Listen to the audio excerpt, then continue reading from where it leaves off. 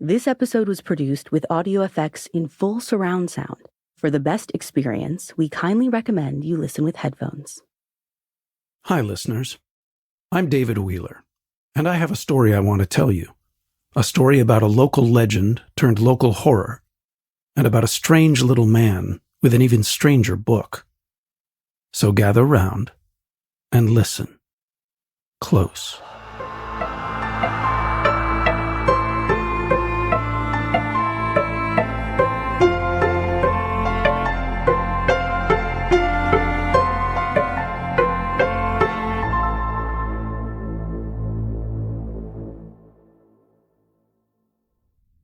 We all have our monsters.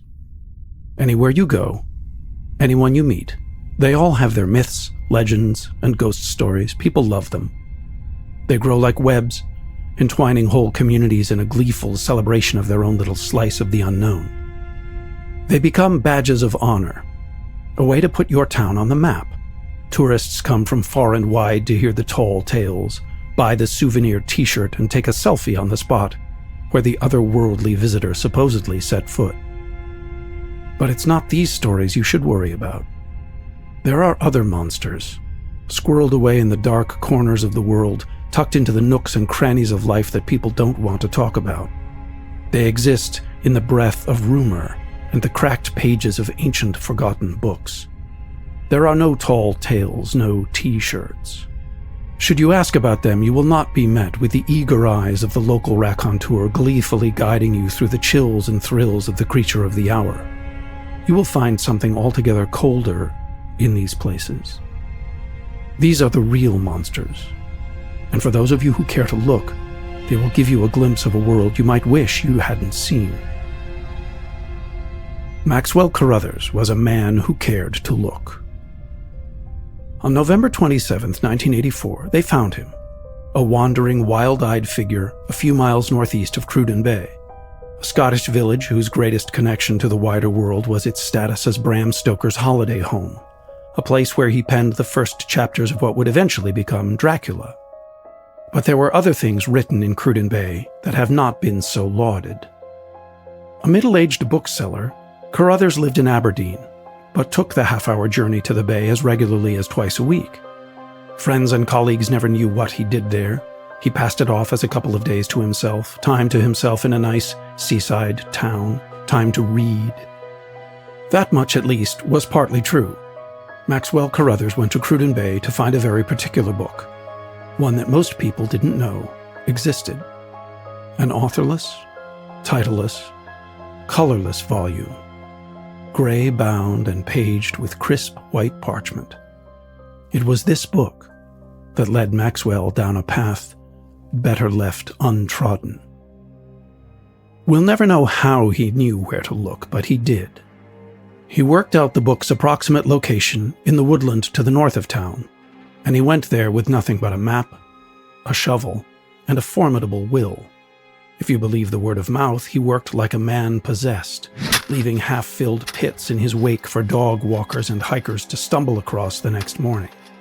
It continued for 2 months, but just as the locals were about to confront Maxwell about his wanton vandalism of the woodlands, the digging abruptly stopped. Although people continued to mutter and grumble their opinions of the city bookseller in private, the matter was considered settled. But not long after the digging stopped, the thing appeared. And thing was the only way it could be described, at least at first.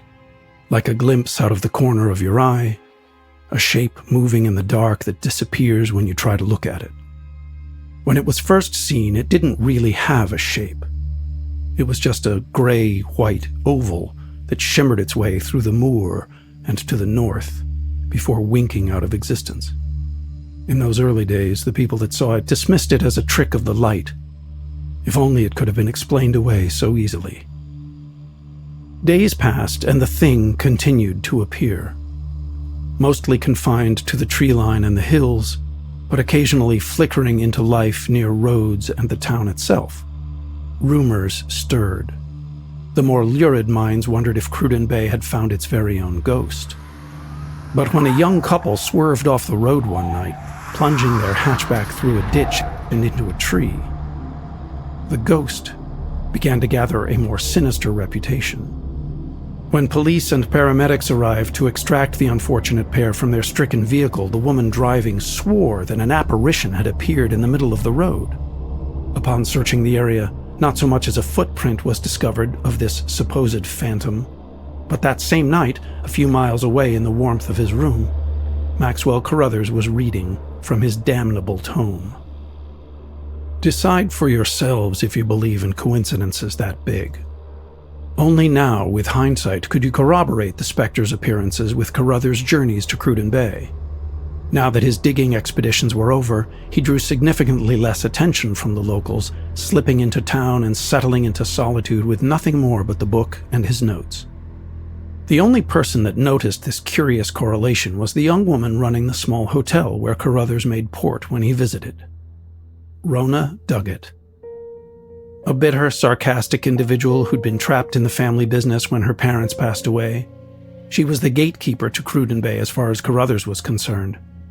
29 years old, long blonde hair scraped flat over her skull and tied into a tight ponytail. She made no secret of her unhappiness with life. Anger sizzled in those gray-green eyes, shining from behind thick, circular spectacles. For a long time, his regular visits didn't mean anything to her beyond a steady stream of income, with no reason to pry into his comings and goings, and no wish to encounter her guests for a second longer than necessary. But with little else to do all day beyond tending to her guests and watching the news, she was the only one in position to make the connection. Even then, she put it down to coincidence. At first. As those days and weeks slipped by, the thing began to take on a definite shape. A robed, shuffling figure in the night. It still defied true definition, sputtering out of existence before most could even take a proper look at it. Those that did wished they had not. The stories took a darker turn now. Accounts of a faceless horror that somehow stared into the soul of those who encountered it. People were shaken for reasons they couldn't explain. More than one local bartender had to serve a measure of stiff whiskey to calm the nerves of unexpected guests. Stories grew and spread their tendrils beyond the sleepy little town. It wasn't long before a trickle of journalists, thrill-seekers, tourists, and supposed ghost hunters made their way to Cruden Bay, eager for a glimpse of Scotland's newest ghost. To anyone in the outside world, it was a delicious new curio, a spark of the unknown and unexplainable in a world otherwise mapped out. The more people that saw it, the more it seemed to take on a definite, almost human appearance, as though over the past weeks it had been dragged kicking and screaming into existence. It ceased being a barely glimpsed specter, becoming more and more corporeal with every sighting. A fluttering of photographs began to make their way into local newspapers from men and women claiming to have captured the thing on film. Some were hoaxes. Undoubtedly, some were not. Then all the excitement that swirled around this new attraction was bloodily extinguished one cold November night. Two students on a weekend trip from Aberdeen decided they would try their hand at capturing an image of the monster. They camped out in the woodlands north of the Cruden Bay, kitted out with torches, cameras, and a bottle of whiskey to burn away the night chill. You could say they succeeded, but at a price no one ought to have paid. Other prospective spotters claimed to have seen the specter from a distance that same night, shuffling its way through the woodland. In the deepest, darkest part of the night, the students encountered their ghost and were slaughtered. Hellish screams in the woods that night dampened the spirits of the other would-be explorers. And in the warmth of his room, Maxwell Carruthers was once again reading. Early the next morning, police responded to a call from a panicked dog walker whose faithful companion had uncovered a frightful scene. The two students had been left in pieces, tent destroyed, their campsite smothered in a sulfurous odor and torn up remains. Through all the carnage, though, their camera lay intact. At first, the police refused to release the film to the newspapers, but one of the investigating officers must have felt differently. For one day, and one day only, the local press and journal ran its front page with one of the images captured by the camera. The image was blurry and unfocused, the last panicked act of one of the doomed students. To any who had seen it, however, it was the unmistakable image of the ghoul haunting the moors and woods. A man-shaped, robed thing lunging out of the night, the edges of its shape fuzzed and warped as though fighting against being snared on camera. But that was not what made the image so horrific. In the center of what had once been a faceless, empty mass, a pair of eyes now stared. Eyes tinged with yellow, wide and bloodshot. Eyes twisted into an expression of rage more visceral than words can describe. Those eyes were the last thing the unfortunate students ever saw. As the news broke, and the specter of Cruden Bay began to take on its deadly new reputation, Rona Duggett was left wondering impossible things as she stared at the signatures in her guest ledger. In a barely legible whirl of ink, Maxwell Carruthers' familiar signature was scrawled. She knew he was upstairs right now, just as he had been present every time some new sighting of the town ghost was reported. "Terrible business," he remarked that afternoon when departing to catch his bus back to the city. "Those lads, out for a good time and then..." His voice trailed off into a meaningless, sweeping gesture of one hand. Rona agreed and bid him farewell, but she examined her regular guest with a closer eye than ever before as he made his way across the diminutive lobby and out into the cold sunlight. His black hair lay lank and long, thoroughly unkempt. His skeletal frame was swamped by a tan overcoat, hooked nose slightly reddened and eyes hollow, sunken back into his long face. He looked ill, but sounded quietly pleased with himself in a manner that put a chill in Rona's blood. When he left that day, he left her with 1,000 questions she could never ask. The days that followed saw Cruden Bay sink into a fog of oppressive worry. People stayed indoors, keeping lights burning deep into the night for fear of what might be lurking there. But without Maxwell Carruthers there, the specter made no appearance. It became increasingly clear to Rona Duggett that, willingly or not, her guest was responsible. It took a long time for her to pluck up the courage to act. Most people are not naturally brave. They would rather get on with their lives wrapped up in as much safety and security as they can scrape together. It was not until a second incident shredded what remained of that sense of safety that she was driven to put her fears to the test. On Carruthers' next visit, a house on the outskirts of the town was torn apart, along with the retired lumberjack who owned it. The reports were the same as the first. The man-shaped horror glimpsed moving through the woods and moors by concerned observers before descending on the home.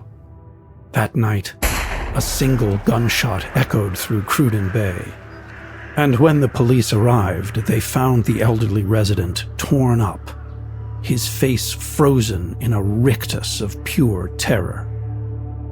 In the warmth of his room, Maxwell Carruthers was reading. The revelation that even their homes weren't safe was the last straw for Cruden Bay. The journalists and cheery hunters of the supernatural stopped coming. Many people fled to the city, leaving a depleted, petrified remnant to hold out against the thing. Maxwell Carruthers, however, showed no signs of strain or stress, simply a weary satisfaction. During his visit, he set out from the hotel, claiming he was going to take a walk on the beach to clear his head before returning to collect his things. And on that day, breaking every unspoken rule she knew, Rona finally cracked and ascended to the man's room. With more fear than she'd expected, she forced herself to unlock the door and enter that sanctum of secrets. At first, it seemed normal enough. Carruthers kept the place tidy, and she never needed to do more than change the bed sheets and give the place a cursory dust down before it was ready for a new occupant. Given her own disillusionment with the job itself, she never looked closer. Until now. Her stomach twisted uncomfortably at the prospect of searching a guest's room, breaking that pact of privacy that kept the whole business turning. But she wouldn't let that stop her searching for the truth of the matter. If she knew nothing else, she knew that her reclusive boarder and Cruden Bay's murderous phantom were connected. So she searched. The ensuite bathroom provided no clues. A nondescript white-tiled affair barely big enough to have escaped being called a cupboard. The bed lay, perfectly made, barely a crinkle in the gray duvet cover. Rona's attention, therefore, turned to the small table and chair positioned against the opposite wall. On top of it was a small television set and a tray of tea and coffee, untouched. She rifled through the drawers shamelessly, a sense of frantic urgency beginning to descend on the young hotelier. Upon examining the television case, through its immaculately cleaned vents, she saw it. A book.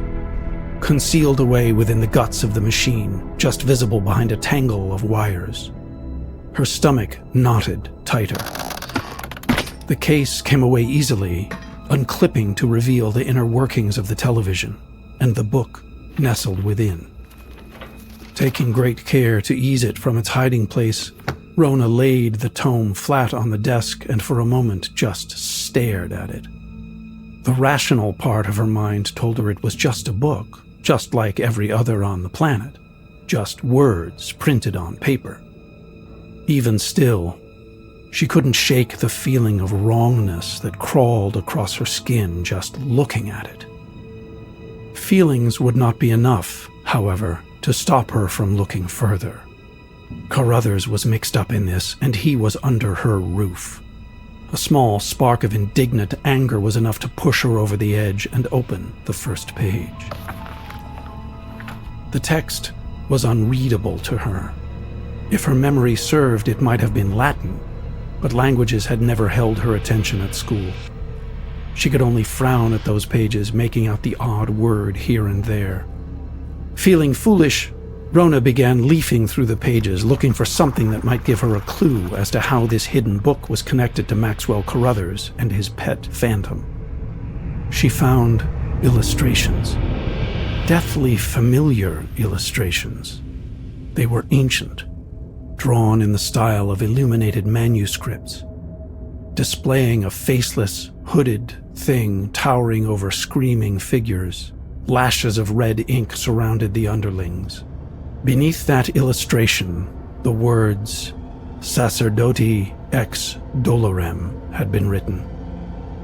Rona winced, pain beginning to ebb behind her eyes.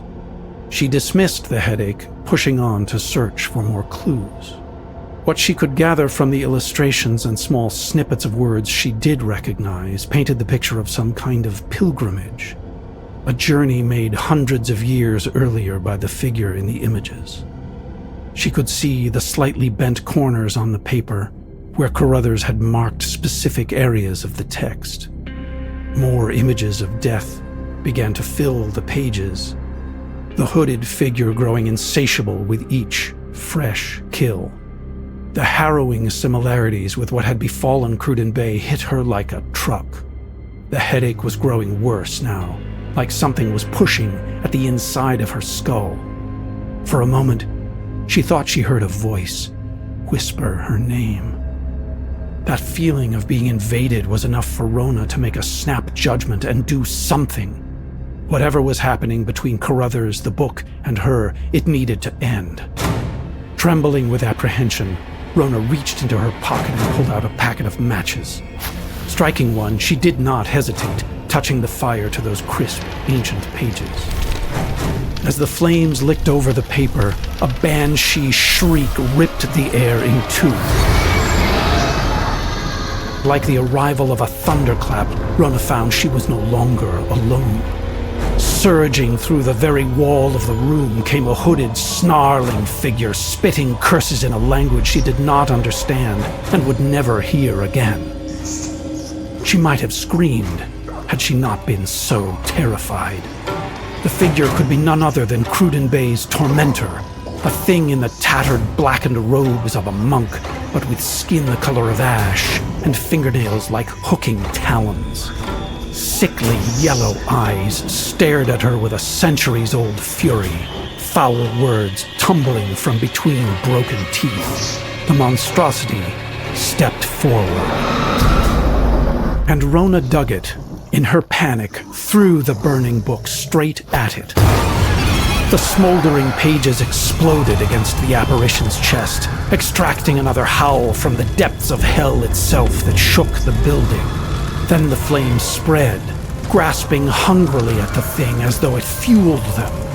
The fire took on a strange bluish tinge as it swirled like a living thing, entwining itself through the monk's limbs. In a flurry of shrieking, cracking, and snarling, the blue-red fire bloomed in the confines of the room, before sinking down into the floor, hauling its thrashing burden along for the ride. In a matter of seconds, book, ghost, and fire had disappeared, leaving nothing but a black scorch mark several feet across and a very, very frightened hotel owner. Rona lingered in that strange place for perhaps a minute before her wits came rushing back with a vengeance, and she went running from the room, ignoring the startled cries of guests disturbed by the commotion. She ran to the bar, drained a quarter bottle of the best whiskey she sold before sinking into a sobbing heap. And on that beach, the one where Maxwell Carruthers took his stroll, other beachgoers reported that the mild-mannered bookseller suddenly started screaming, clutching his skull before sprinting away like a man possessed toward the northern woodlands.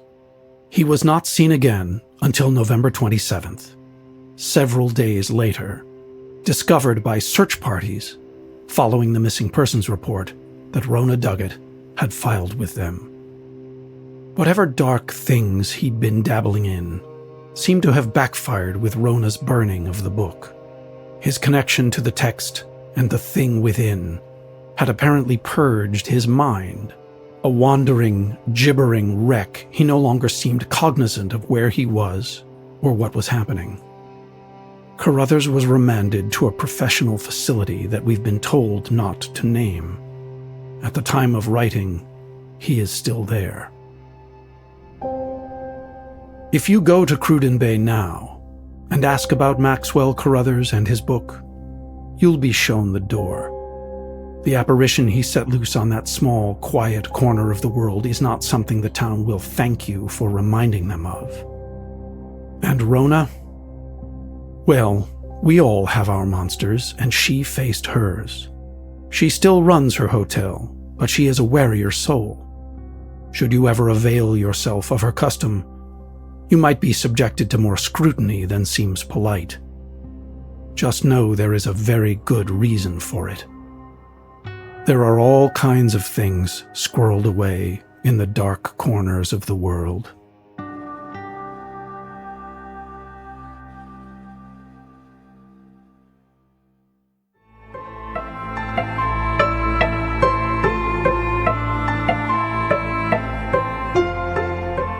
This series was produced by Ashley Flowers and David Flowers. This episode was written by Jamie Harris and read by David Wheeler. This story was modified slightly for audio retelling, but you can find the original in full on our website. Full Body Chills is an Audio Chuck production. So, what do you think, Chuck? Do you approve?